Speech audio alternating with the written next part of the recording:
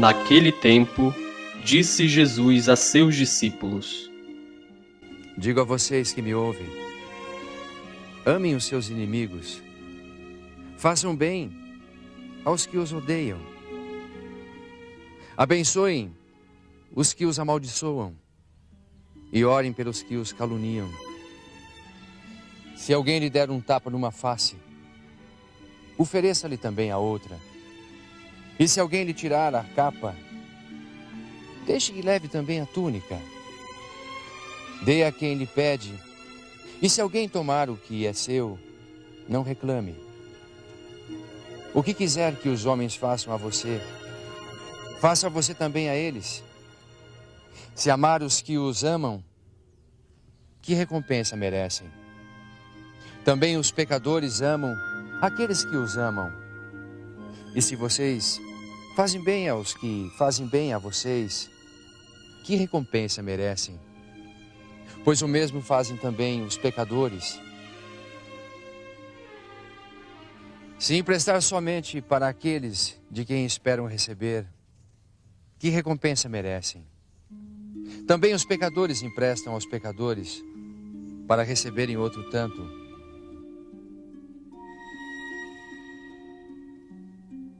Pelo contrário, ame os seus inimigos, façam bem e emprestem, sem daí esperar nada, e grande será a sua recompensa e serão filhos do Altíssimo, porque Ele é bom para com os ingratos e maus.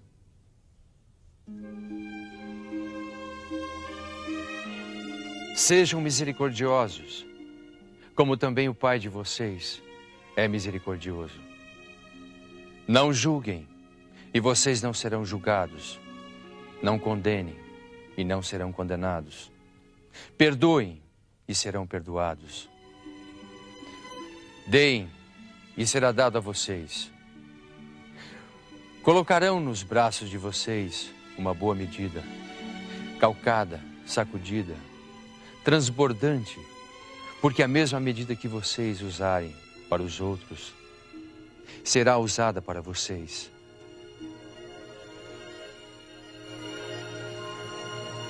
O próximo domingo é o penúltimo domingo que vamos celebrar este tempo como o tempo ordinário da graça de Deus. É o 7º domingo do tempo comum, depois vamos ainda celebrar o 8º domingo do tempo comum, e no dia 6 de março começamos com a quarta-feira de cinzas, o período quaresmal. E entramos num tempo forte dentro da liturgia da igreja. Então, no tempo quaresmal, vocês sabem que fica mais reservado para o tempo de oração, de jejum e da caridade, e por isso também é um tempo marcante na vida da igreja este tempo. O evangelho que nós vamos ouvir no próximo domingo é a continuação daquele que nós ouvimos ontem, que terminava com o versículo 26. Ai de vós, quando todos vos bendisserem, pois do mesmo modo seus pais tratavam os falsos profetas. Então o contexto é este, o lugar é aquele lugar plano. É só lembrar que começava dizendo este discurso inaugural, começava dizendo: então Jesus, que vinha descendo da montanha, desceu daquele lugar e parou num lugar plano. Então este é o lugar deste discurso, onde Jesus fala sobre as bem-aventuranças e agora fala sobre a misericórdia e sobre o amor. Para podermos iniciar a nossa meditação. Capítulo 3 do livro do Gênesis. E diz assim: a serpente era o mais astuto de todos os animais dos campos que o Senhor Deus tinha feito. Ela disse à mulher: vós não podeis comer de todas as árvores do jardim? A mulher respondeu à serpente: Nós podemos comer do fruto das árvores do jardim, mas do fruto da árvore que está no meio do jardim, Deus disse: dele não comereis, nele não tocareis, sob pena de morte. A serpente disse então à mulher: não morrereis, mas Deus sabe que no dia em que dele comerdes, vossos olhos se abrirão e vós sereis como deuses, versados no bem e no mal. A mulher viu que a árvore era boa ao apetite e formosa à vista, e que essa árvore era desejável para adquirir discernimento. Tomou-lhe do fruto e comeu.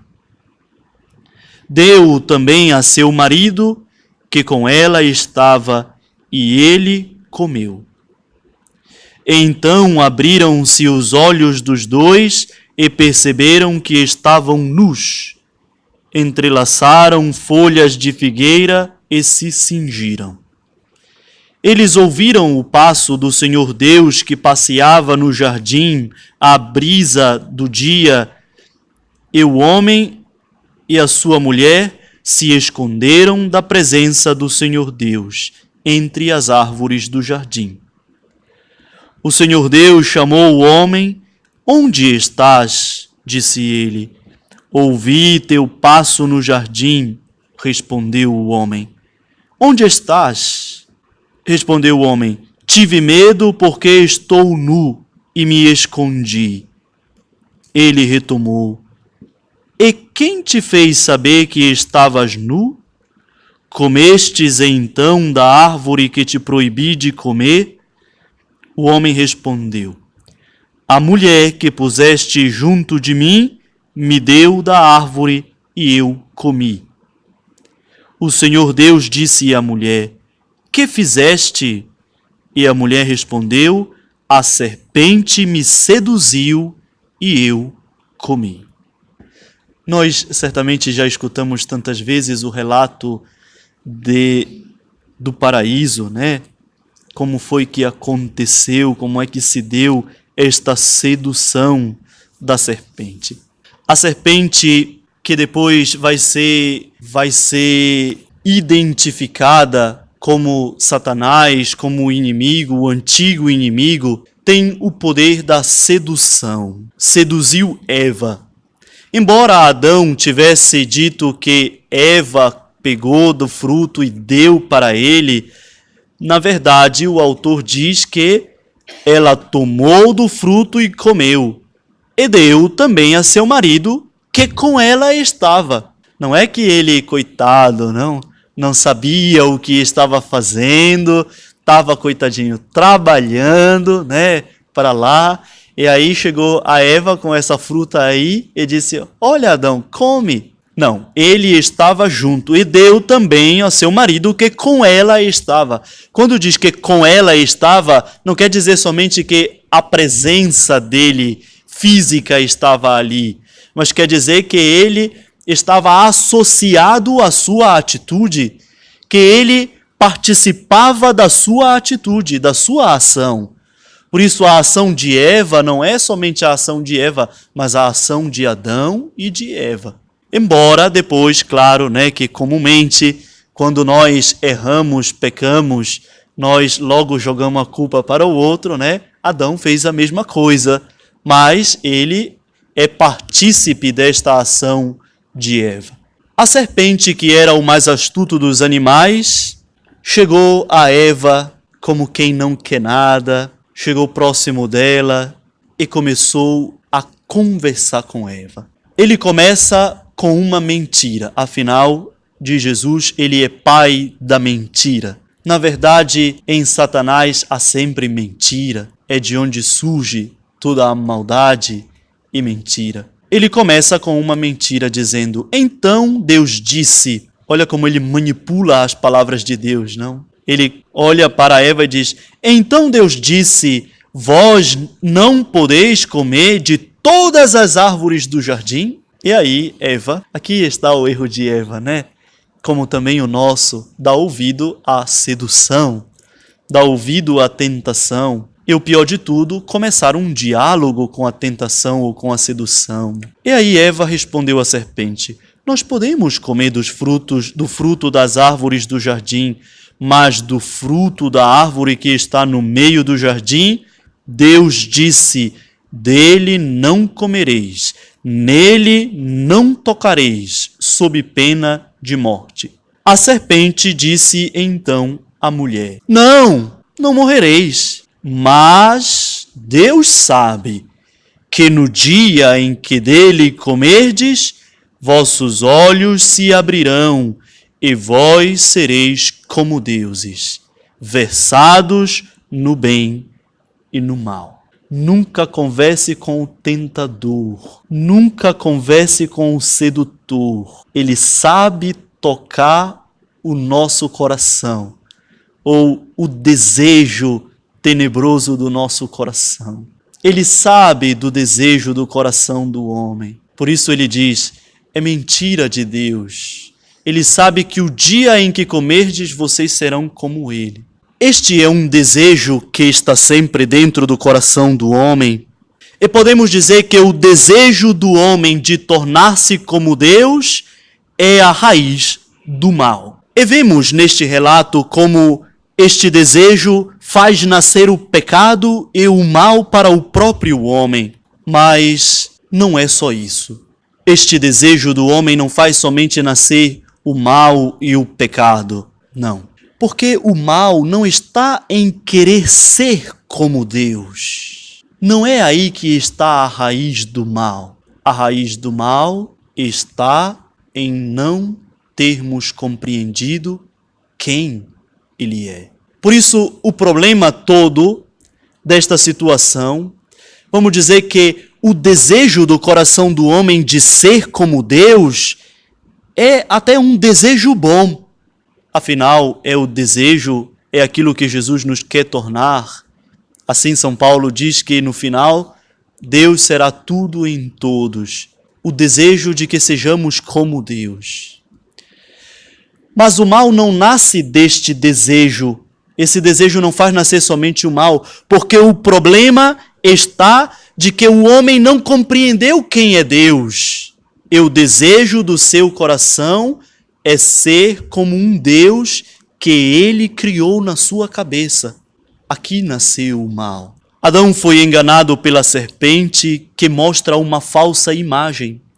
O problema não é querer ser como Deus, é querer ser como um Deus de uma imagem falsa que nós criamos ou que Satanás nos sugeriu. Este é o problema. E Satanás disse para Eva que Deus era, primeiro, mentiroso. Não morrereis. E Deus disse que ia morrer. Não era para comer porque ia morrer. Não morrereis. Deus é um mentiroso.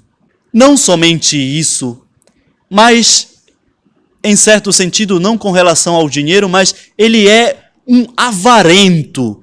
Ele é um que está obcecado pelo seu eu, pelo seu poder. Ele tem medo de perder o poder dele. Ele tem medo de que vocês sejam como ele e que sejam iguaizinhos a ele, ou até maiores e melhores do que ele. Deus é egoísta, não quer dividir o seu poder com ninguém. Não morrereis. Mas Deus sabe que no dia em que dele comerdes, vossos olhos se abrirão e vós sereis como deuses. Mas a imagem de qual Deus, afinal, o homem quer ser?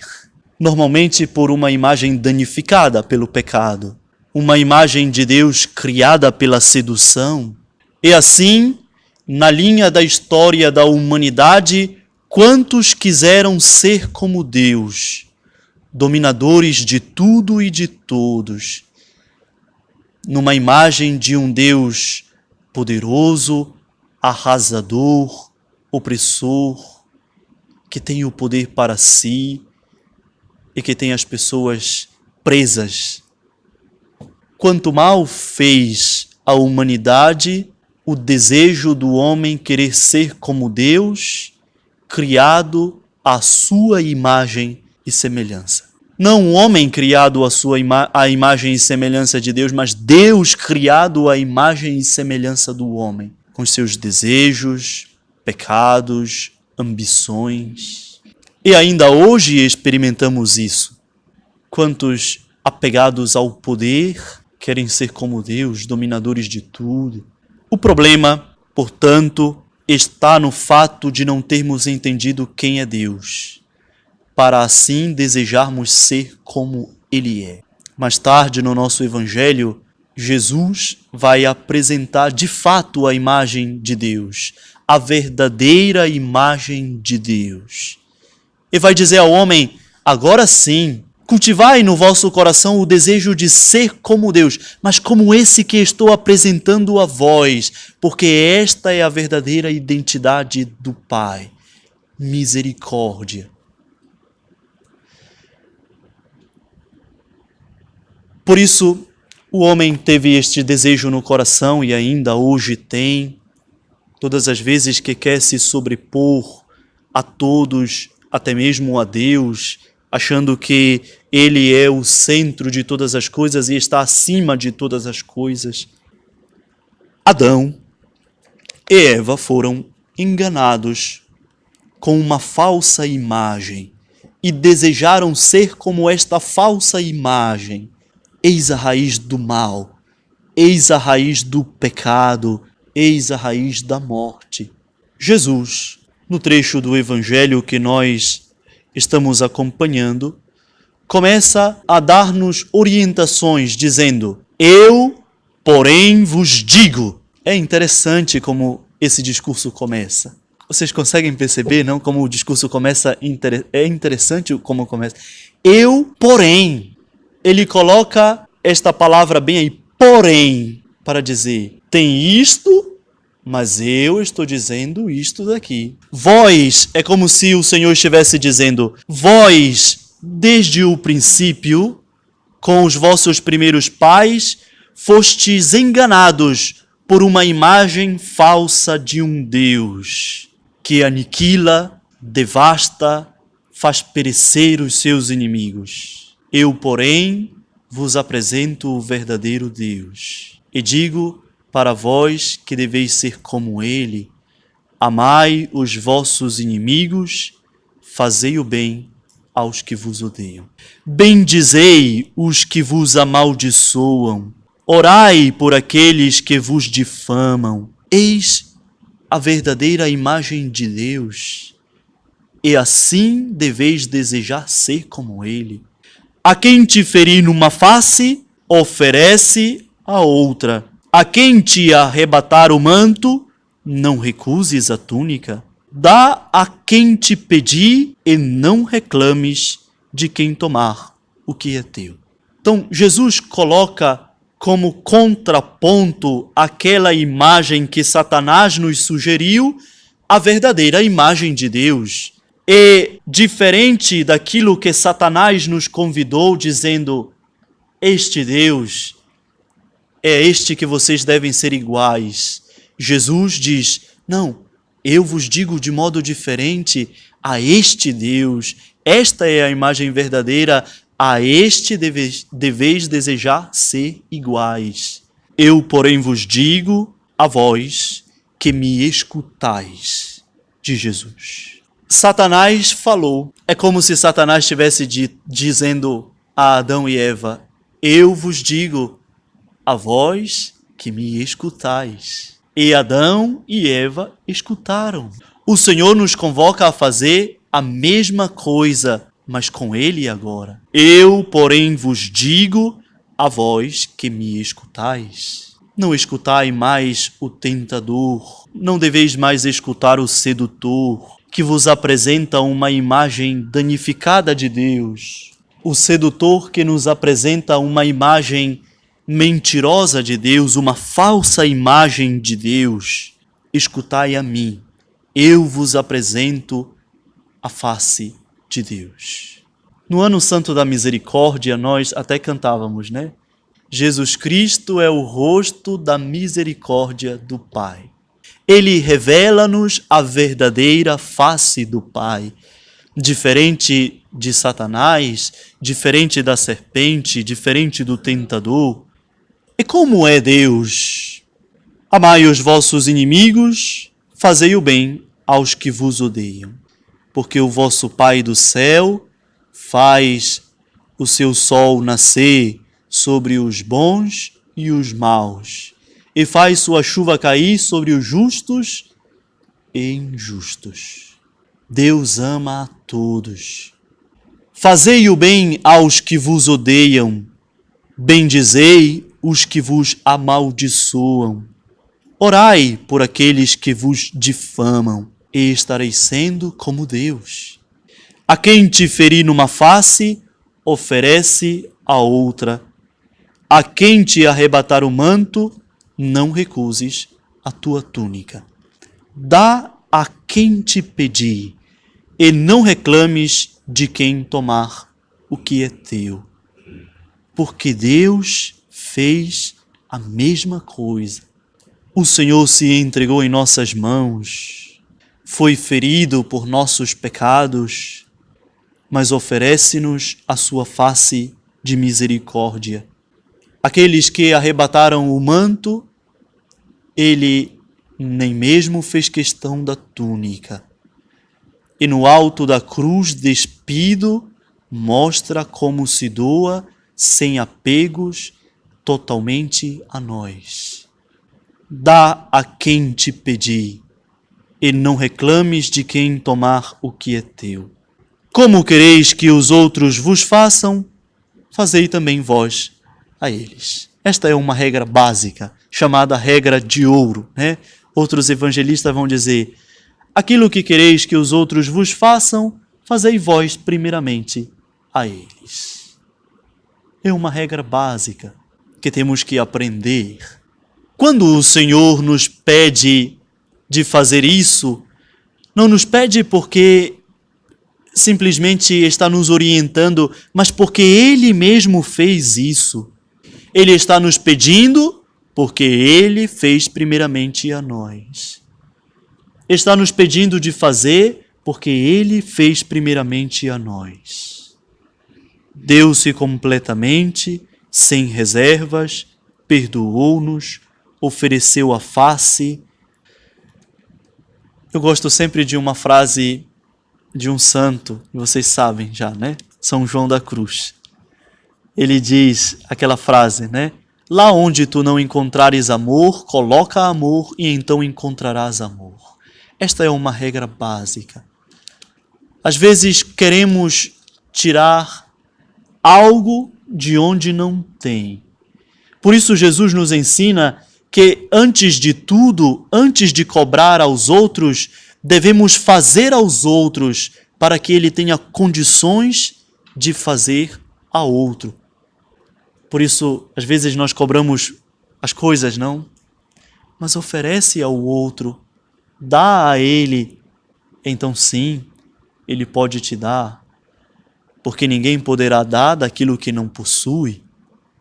E Jesus começa a fazer alguns questionamentos. Se amais os que vos amam, que graça alcançareis? Está paga a vossa dívida. Porque até mesmo os pecadores amam os que os amam. E se fazeis o bem aos que vô-lo fazem, que graça alcançais? Até mesmo os pecadores agem assim. E se emprestais àqueles de quem esperais receber, que graça alcançais? Até mesmo os pecadores emprestam aos pecadores para receber o equivalente. Jesus está nos convidando para um passo para frente, porque o cristão deve ir um passo para frente. O cristão não pode vamos dizer que se nivelar ao mundo e tomar as mesmas atitudes do mundo. O mundo faz assim. O cristão não. É convidado a dar um passo para frente. superar isto. Muito pelo contrário. Amai vossos inimigos, fazei o bem e emprestai sem esperar coisa alguma em troca. Será grande a vossa recompensa e sereis filhos do Altíssimo, pois Ele é bom para com os ingratos e com os maus. Eis o verdadeiro Deus. O Senhor está nos convidando a superar uma lei antiga, que era a chamada lei do talião. Vocês já ouviram falar, né? Que dizia olho por olho e dente por dente. O Senhor mesmo usou essa expressão, não? Vós ouvistes o que foi dito, olho por olho, dente por dente. Eu, porém, vos digo, amai os que vos odeiam e rezai por aqueles que vos perseguem. Deste modo, vos tornareis filhos do Altíssimo. Olha a condição. Qual é a condição que nos configura como filhos? Qual é a condição que nos identifica como filhos? Ser como o Pai. Esta é a condição. E aqui vale o provérbio, né? Filho de peixe, peixinho é. Por isso, filhos de Deus, atitudes de Deus. Filhos de Deus, misericórdia do Pai. Não pode ser diferente. Porque se nós ainda estamos enraizados naquela lei do talião, olho por olho e dente por dente, perdemos a nossa identidade.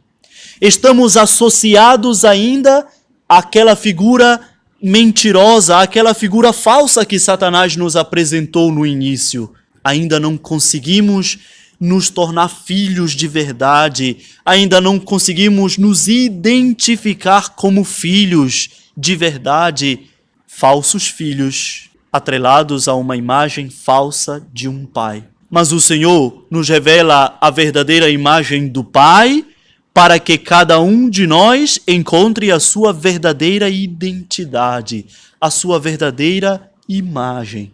Filhos como o Pai.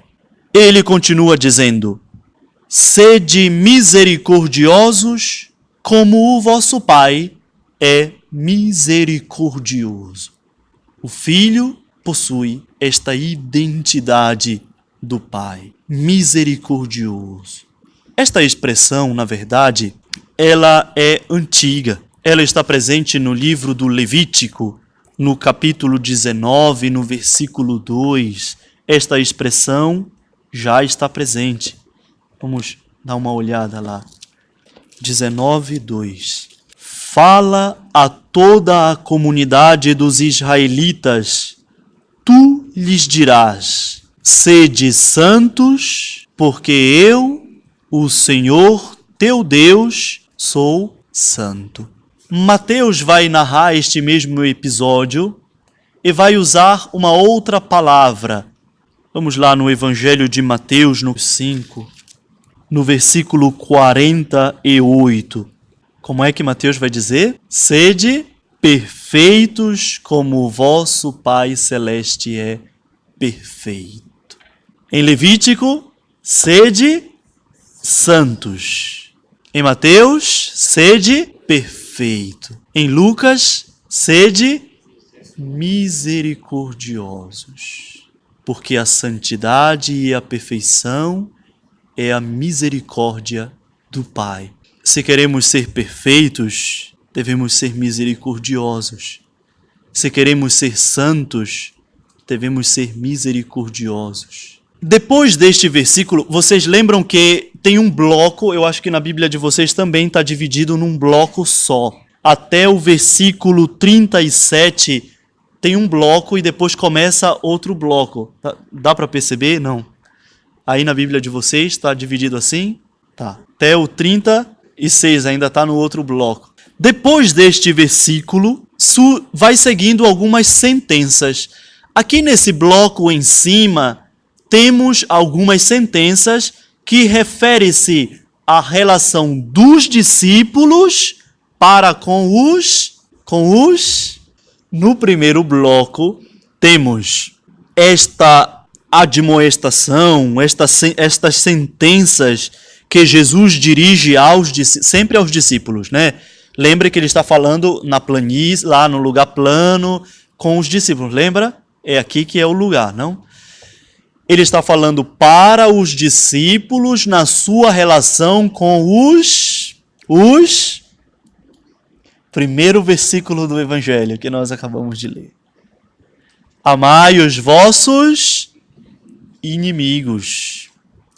Até o versículo 36, Jesus está dizendo algumas sentenças a respeito da relação dos discípulos para com os seus inimigos.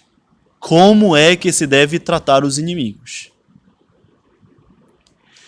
Depois do versículo 36, Jesus passa a anunciar algumas sentenças, agora não mais da relação dos discípulos para com os inimigos, mas dos discípulos para com os... Dê uma olhada lá, 37 e 38.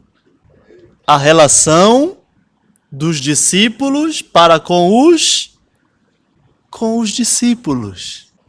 Agora é uma relação interna. E o Senhor faz ver que a misericórdia não acontece apenas externamente na relação com os de fora, mas que a misericórdia mesmo deve se apresentar também na relação dentro da própria comunidade. E que o amor que há entre um e outro membro da comunidade deve manifestar a misericórdia. 4 sentenças o Senhor fala. 4 pontos. Vamos lá. 4 chaves.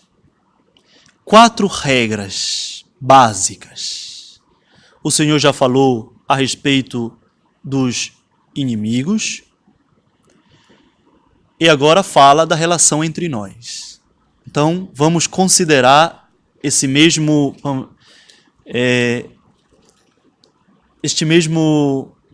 modo como o Senhor colocou, né? Aqui organizou as sentenças. Então, ouvimos anteriormente como deve ser a nossa relação com os inimigos. Já sabemos como é, né? Temos claro isso já, né? Só colocar em prática agora. Só colocar em prática agora, que não é fácil, mas não é impossível. Agora, a relação entre nós. Quais as 4 regras que o Senhor dá aos discípulos na relação entre eles, na relação entre a comunidade? Vamos lá. Não julgar, não condenar, perdoar e dar. 4. Não é para esquecer, tá? Estas quatro regras dizem respeito à relação entre nós, discípulos do Senhor. Como deve ser a nossa relação? Sem julgamentos, sem condenações, abertas ao perdão e à doação da vida e de si mesmos.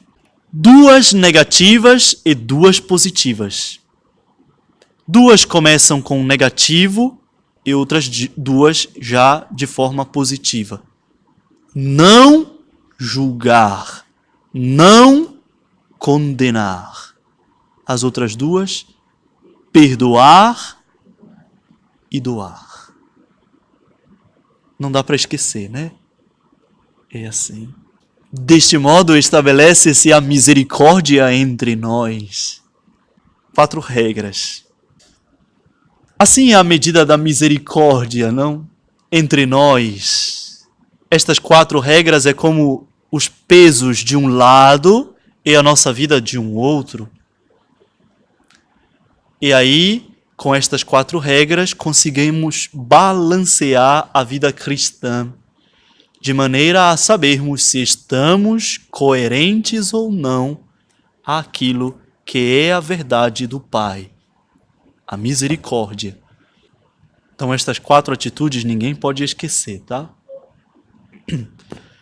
Não julgar, não condenar, perdoar e doar. As 4 atitudes do discípulo. Por isso, estas atitudes são direcionadas não mais aos inimigos, mas aos irmãos. Assim, o amor dentro da comunidade não perde o caráter de misericórdia. É sempre misericórdia. Afinal, a comunidade é o melhor lugar, é o lugar propício para fazer gerar a misericórdia. Eu lembro que uma vez, quando eu estava no seminário, aqui em Castanhal, eu já contei essa história para vocês, né? Alguém veio e disse assim, eu não era padre, né? Então eles me chamavam pelo nome. Assim, Harry, eu queria conversar contigo. Tá bom, vamos conversar. E aí sentamos na mesa. À mesa, né? Melhor dizer, né? Porque na mesa, ninguém sentou em cima da mesa. E começamos a conversar. E aí ele dizia com pesar, sabe, com uma... Ele diz assim, eu acho que não dá mais para mim. Por quê? Olha, a convivência com o fulano não dá mais. Eu tô vendo a hora de a gente se desentender qualquer hora dessa, né? E aí, sei lá, a gente se estranhar, não sei o quê, não dá mais, não sei o que fazer. Não sei se tenho que ir embora, não sei o que fazer. E aí eu lembrava para ele dizendo, você deve dar graças a Deus. Vá diante do Santíssimo e diga, obrigado, Jesus. Obrigado por este irmão que me faz, que me obriga a viver concretamente a tua palavra. Porque se ele não existisse, tu nunca aprenderias a perdoar. Porque é necessário todos os dias você olhar para ele e aprender a perdoá-lo. Ele ficou pensando. Porque normalmente a gente pensa as coisas como se elas fossem acontecer num toque de mágica, não? Senhor, me ajuda a ter paciência. E aí Deus, né, como a madrinha, como é? A fada madrinha, a madrinha, como a fada madrinha, né, com sua vara de condão, plim, aí começa a cair aqueles pozinhos brilhosos, né, dourados em torno de nós, né?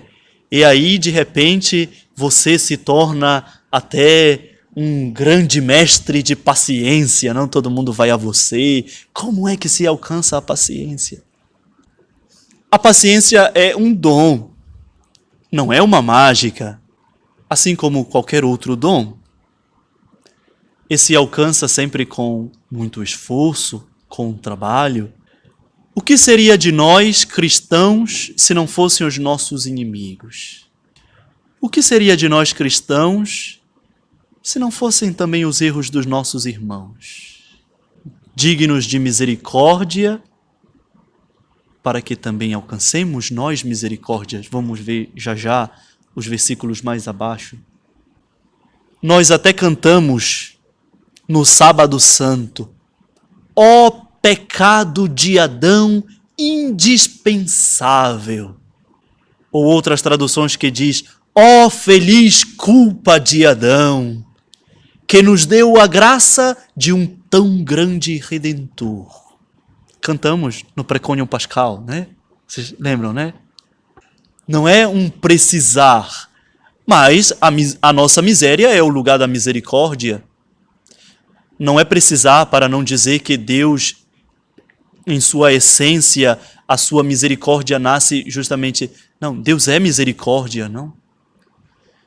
e faz-nos experimentar justamente na nossa miséria a misericórdia. Por isso a nossa miséria é o lugar da misericórdia de Deus. E é aí justamente que se manifesta a misericórdia de Deus, não? Na nossa miséria. Não julgar, não condenar, perdoar, dar. Não julgueis para não serdes julgados. Não condeneis para não serdes condenados. Perdoai e vos será perdoado. Dai e vos será dado. Será derramado no vosso regaço uma boa medida, calcada, sacudida, transbordante, pois a medida com que medirdes sereis medidos vós também. A misericórdia é absolvição do juízo. A misericórdia é justificação na condenação, perdão no pecado. Não julgueis. Por isso, a misericórdia é a absolvição. Por isso, a misericórdia é a absolvição no juízo. Todas as vezes que no juízo aparece condenação, não há misericórdia. Mas Deus, no juízo, faz aparecer a misericórdia. Lembra que diz: o juízo será sem misericórdia para quem não usou de misericórdia. A misericórdia, porém, triunfa no juízo. É justificação na condenação. Por isso, lembra os verbos, tá? É justificação na condenação. Isto lembra as atitudes de quem? De Cristo, que no juízo nos redime, que na condenação nos justifica e que perdoa os nossos pecados. O nosso dar misericórdia é, na verdade, recebê-la. A gente não pode esquecer disso. É importante lembrar disso. Dar misericórdia é, na verdade, recebê-la. Por isso, na figura de Jesus, temos a justificação. Em lugar do julgamento, Jesus nos justifica. Em lugar da condenação, Jesus nos concede a sua graça. Em lugar de anotar mais um pecado, Jesus nos dá a absolvição. Nós deveríamos ser, no julgamento, deveríamos ser condenados por aquilo que fizemos. Mas Cristo nos justifica ao invés disso. Nós deveríamos ser condenados, mas ao invés disso, Cristo nos dá a sua graça.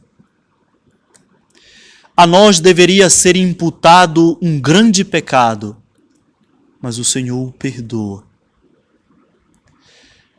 Não sei se vocês lembram o mosaico que está sobre o batistério, o mezanino do batistério, onde Barrabás vai solto, com as correntes quebradas, e Jesus preso. Quem é Barrabás? Barrabás representa a nossa condição. Deus, na sua misericórdia, não imputa a nós um pecado grandioso, nem nos condena por causa desta falta, mas faz-nos sair como Barrabás. Ele, sobre si, carrega as nossas culpas para nos fazer sair livres. Ele nos faz experimentar a sua misericórdia, para que com a mesma misericórdia que fomos, o Papa Francisco usa essa palavra, que fomos misericordiados, possamos ser misericordiosos com os outros. Por isso, esta é a atitude de Jesus, que é a face da misericórdia do Pai. Ele não condena, mas justifica. Ele nos perdoa, nos concede a graça. Por isso, se nós queremos ser seus irmãos de verdade, nós devemos ter para com os outros a mesma atitude que Cristo teve para conosco. Não condeneis, não julgueis e não condeneis. Há algo que a gente precisa ter muito claro. Julgamento e salvação acontecem hoje. Julgamento e condenação acontecem hoje. E todo dia é hoje. Julgamento e salvação, na verdade, acontecem hoje no exercício desta misericórdia. O juízo e a minha salvação estão ligados ao juízo e à salvação que eu faço ao outro, no perdão negado ou concedido. Por isso que o Senhor diz: com a mesma medida que medirdes, sereis também vós medidos. Deus, na verdade, se recusa a fazer um julgamento. Deus se recusa a medir e julgar. Então quem faz isso? Nós mesmos. Cada um escolhe, pelo exercício ou não da misericórdia, a medida com que quer ser medido. Não julgueis para não serdes julgados. Não condeneis para não serdes condenados. Perdoai e vos será perdoado, dai e vos será dado. Com a mesma medida que medirdes, sereis também vós medidos. E isto é, ao mesmo tempo consolador, ao mesmo tempo trágico. E devemos, sem demora, nos perguntar: que medida eu uso para medir o outro? É consolador se a medida é a misericórdia, mas é desesperador se a medida é outra. Se a medida é a vingança, se a medida é a violência, se a medida é o mal. Quem escolherá esta medida? O Senhor? Não. Cada um de nós. É por isso que disse que o julgamento e a salvação se dá hoje. Somos condenados se condenamos os outros, porque a medida da condenação é para o outro e para mim ao mesmo tempo. Somos salvos se usamos a medida da misericórdia para o outro, porque a medida da misericórdia usada para o outro é para o outro e para mim ao mesmo tempo. Por isso devemos pedir ao Senhor que nos ajude, que nos livre. Às vezes eu tenho um receio, eu lembro sempre, a minha avó sempre dizia, e eu sempre peço isso ao Senhor. Ela ensinava uma oração e dizia para a gente rezar, para Deus livrar a gente de uma morte repentina. Sabe o que é uma morte repentina, né? Uma morte que acontece assim, buf, de repente, né? E aí eu perguntava para ela por quê. Ela dizia: por quê, meu filho? É pelo menos para dar tempo de você pedir perdão. Usar, pelo menos no último instante da sua vida, usar o metro da misericórdia para que o Senhor use este mesmo metro para medir. E eu peço todos... Oh, Jesus, meu Deus, me ajuda. Não deixa eu morrer assim, dormindo, pelo amor de Deus. Que eu quero ter tempo, pelo menos, de dizer assim: oh, Jesus, perdão, olha, perdoa por tudo aquilo que eu fiz para os outros, meu Deus. As raivas que eu fiz os outros passarem, o mal que eu falei dos outros, que eu fiz para os outros, me perdoa, Jesus. Pronto, pode morrer.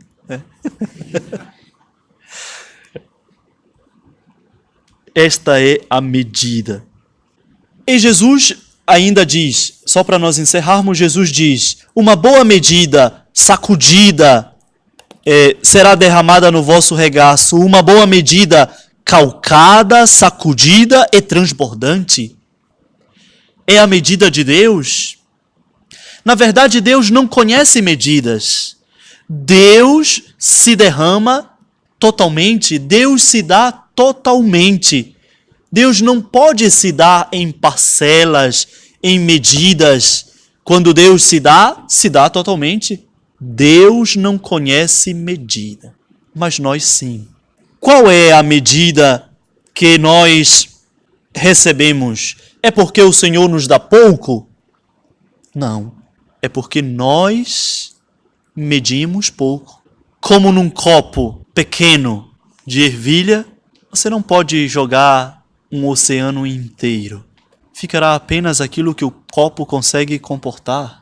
Ainda que Deus seja a imensidão e se derrame totalmente, não vai adiantar. O copo comportará o que ele quer ou pode comportar. Acontece conosco assim, que Deus se dá a nós sem medida. Quem estabeleceu a medida? Deus. Quem estabelece a medida? Nós. Quem se abre muito, recebe muito. Quem se abre pouco, recebe pouco. E quem se fecha, nada recebe. Porque Deus também sabe respeitar a nossa liberdade. Se dá. Mas se alguém quer pouco, receberá pouco. Se quer muito, receberá muito. E se não quer nada, nada terá. Peçamos ao Senhor que nos ajude a ser misericordiosos como o Pai. Ave Maria, cheia de graça, o Senhor é convosco. Bendita sois vós entre as mulheres. Bendito é o fruto do vosso ventre, Jesus. Santa Maria, Mãe de Deus, rogai por nós, pecadores, agora e na hora de nossa morte. Amém. O Senhor esteja convosco. Ele está no meio de nós. Abençoe-vos Deus Todo-Poderoso, Pai e Filho e Espírito Santo. Amém. Ide em paz e o Senhor vos acompanhe. Graças a Deus. Bem-aventurados os misericordiosos, porque eles alcançarão misericórdia. Bem-aventurados os misericordiosos, porque eles alcançarão misericórdia. Sem seu perdão quando eu cair, quem poderá me levantar? Se Deus perdoa, quem somos nós para não perdoar? Bem-aventurados os misericordiosos,